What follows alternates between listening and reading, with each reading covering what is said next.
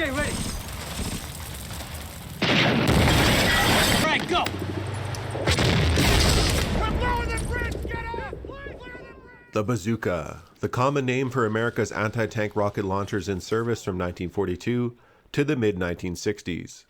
In World War II, the Bazooka family fired 60mm, 2.36-inch warheads, and by the start of the Korean War, 88.9mm, 3.5-inch warheads from the Super Bazooka.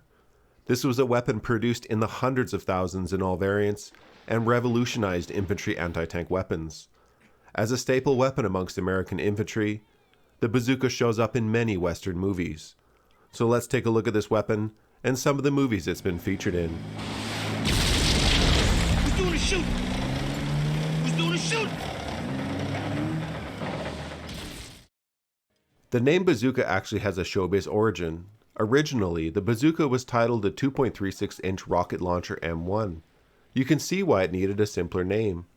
Bob Burns, a popular comedian of the 1930s and 40s, used a similar looking instrument in comedy routines, which he called a bazooka, which is in fact Dutch slang for loudmouth. The catchy name not only cemented itself as the title for all World War II American rocket launchers, but tends to be used as a generic term for many modern rocket launchers as well. World War II bazookas are also sometimes referred to as stovepipes. I've often wondered if somebody wouldn't come along someday and take this thing and make it a little more deadly. The bazookas which are most famously known for their use in World War II are the M1 and M9 variants, which all used a 60mm or 2.36-inch rocket.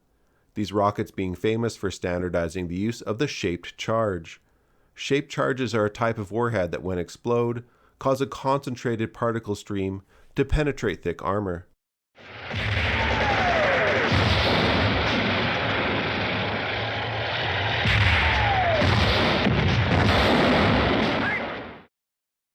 Militaries were using shaped charges prior to the rocket launcher in the form of hand grenades, some of which could be fired from rifles.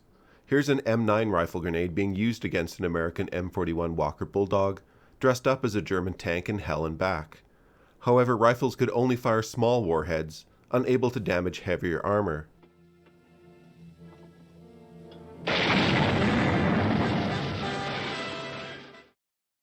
The bazooka was developed around the larger M10-shaped charge grenade, too big to be fired from a rifle. The process of creating the bazooka was actually fairly simple.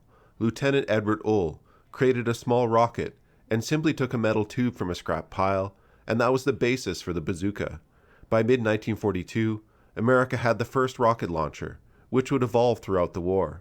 This weapon was a first of its kind, with other armies still trying to perfect or find alternatives to anti-tank rifles.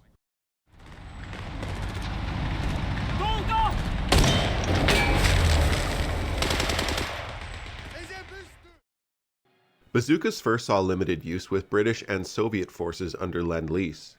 Interestingly, many of these bazookas would be captured, including from Americans in North Africa, and the Germans would copy and upsize the bazooka into the Panzer Schreck, which had significantly greater armor penetration, but a highly dangerous backblast. All right, get against the wall, Vanderberg, and you, nurse! By the time the Allies invaded France, many of the teething issues from the bazooka were solved, with the original rocket suffering from reliability and safety issues. The rockets improved. For the M9, the M6A1 rocket would be upgraded to the M6A3. Improvements included rounding its head, decreasing the chance of deflecting off German armor. I knew you'd get me killed! The bazooka had an effective firing range of up to 300 meters, and range did not affect the warhead's penetration value, as it exploded on contact, containing 720 grams or 1.6 pounds of high explosive. The bazooka could penetrate up to 9 to 10 centimeters, or 3.5 to 4 inches of steel armor.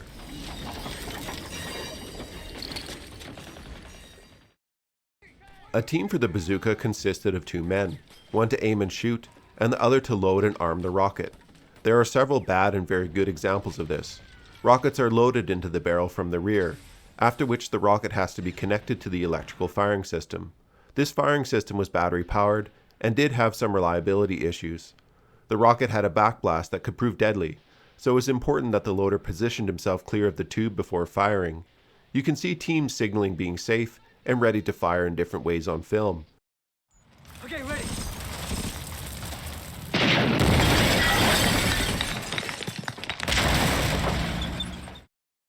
Don't try to wind the wire around the contact. Just slap it through. The bazooka is now ready to fire.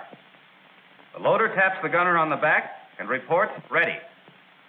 And with a good team, ready is the word. Despite arming the bazooka looking relatively simple, it can still be a challenge under pressure. Best shown in Band of Brothers, where John McGrath and Lieutenant Harry Welsh knock out a Stug true to the real-life event. Note the Stug, with its excellent sloped armor, was knocked out from under the chassis, where it's most vulnerable.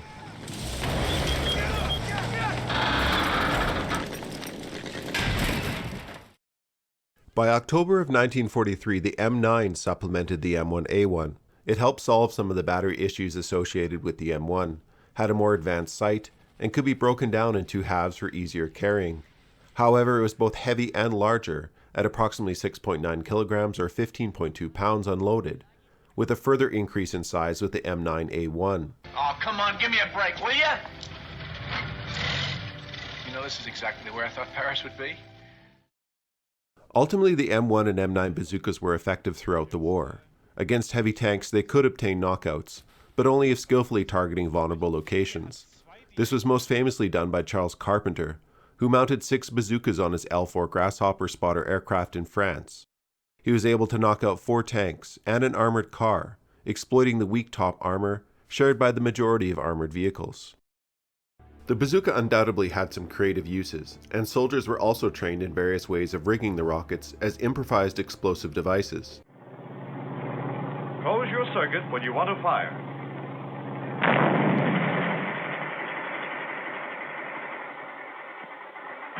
And the tank will never know what hit it.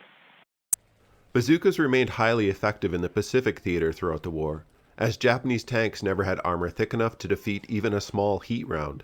They were also useful against the pillboxes and fortifications found throughout the Pacific, though the humid and tropical climates of the Pacific could cause firing circuit and rocket motor failure.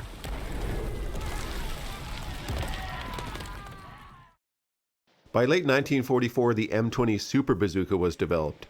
It addressed some of the issues of the M1 and M9, and most notably was now supersized, able to penetrate a whopping 280mm or 11 inches of armor. It never saw action until the Korean War, but its use up until the 1970s has made them relatively easy to obtain by movie studios, so you can find them in a few less detail-oriented World War II movies. One of the last variants of the Super Bazooka, the Spanish M65, can be seen in the World War II classic movie The Battle of the Bulge, knocking out a post-war American M74 Patton.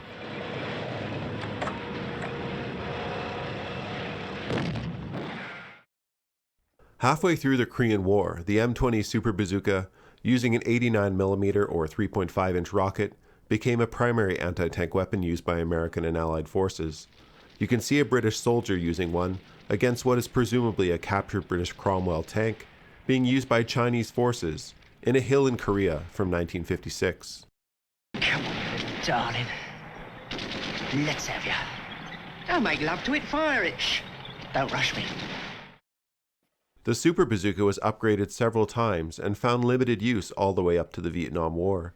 You can briefly catch one in Born on the 4th of July from 1989.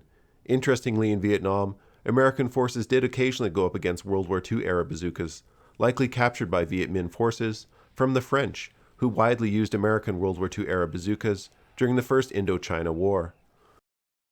America replaced the Super Bazooka early in the Vietnam War by the M67 and later the prolific M72 law, which has seen use around the world since 1963, seen here being used by British Special Forces in the First Gulf War.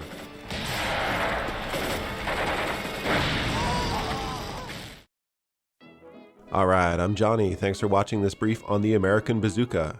I hope to see you in the next video.